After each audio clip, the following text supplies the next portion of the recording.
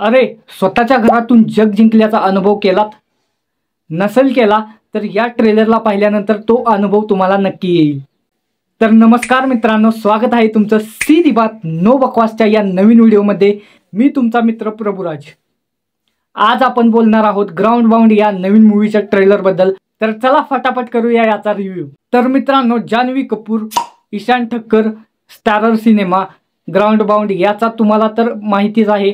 खूप दिवसापासून याची चर्चा चालू होती, तसेच या मूवीचे डेट्स मागे पुढे पण होत होते, पण फायनली या मूवीचा ट्रेलर आता रिलीज झालाय आणि या ट्रेलर मध्ये काय आहे काय नाही हे शेवटपर्यंत पहा, सगळं तुम्हाला कळेल। तर ट्रेलर पाहिल्यानंतर कुठे कुठे 12th पास या मूवीची आठवण जरा जरा होते, कारण 12th पास मध्ये सुद्धा मिडल क्लास मुलांची स्टोरी दाखवली होती आणि तो कसा आपली ध्येय पूर्ण करतोय हे दाखवलं होतं।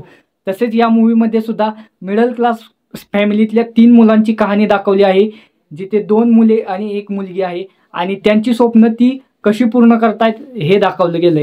मित्रांनो, मिडल क्लास फॅमिलीतल्या मुलांचं स्वप्न काय असतंय तर पोलीस भरती किंवा आर्मी भरती सारख्या सरकारी नोकरीचं स्वप्न। त्या स्वप्नांसाठी आपल्यासारख्या गरीब मुलांना किती स्ट्रगल करावा लागतो हाच या मूवीतून 100% आपल्याला दिसणार आहे। तर ट्रेलरमध्ये दाखवल्याप्रमाणे जिंदगीमध्ये आपल्या किती चढ उतार येतात तेच या ट्रेलरमध्ये आपल्याला पाहायला मिळतात आणि आता मूवी येण्याची अपेक्षा खूपच वाढलेली आहे, कारण प्रत्येकाला आपल्या लाईफमध्ये पुढे जाऊन काही ना काही तर करायचं असतंय।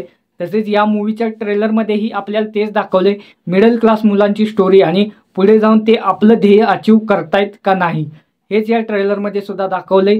तर ट्रेलर एकंदरीत पाहता मला खूप काही गोष्टी अशा सांगाव्या वाटल्या, त्या तुमच्याशी मी शेअर पण केल्या।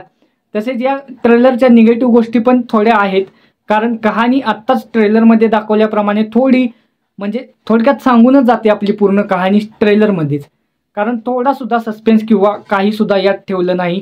ट्रेलर बघितल्यानंतर तुम्हाला लगेच कळेल की हा भाई शेवट हा नक्की हाच असणार आहे, म्हणजे सस्पेन्स जो असतो तो यांना बांधता आलेला नाही ट्रेलरमध्ये।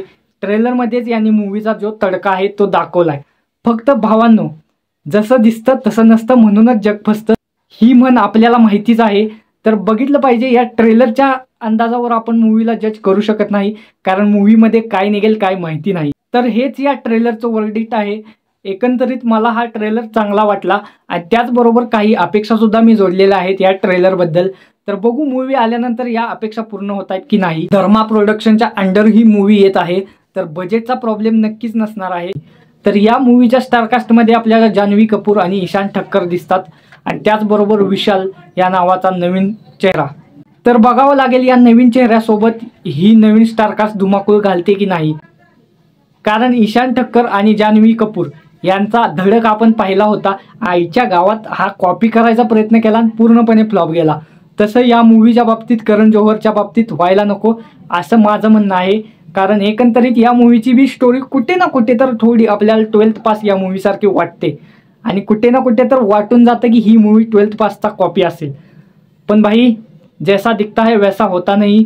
तर बघूया मूवी आल्यानंतर कशी असेल, एवढंच मी म्हणेन। आणि ट्रेलर एकंदरीत खूप मस्त आहे, मला आवडला। तुम्हाला आवडला का नाही हे नक्की सांगा आणि व्हिडिओ आवडल्यास देखील आपल्या चॅनलला सबस्क्राईब करा। भेटू नवीन व्हिडिओमध्ये, बाय बाय।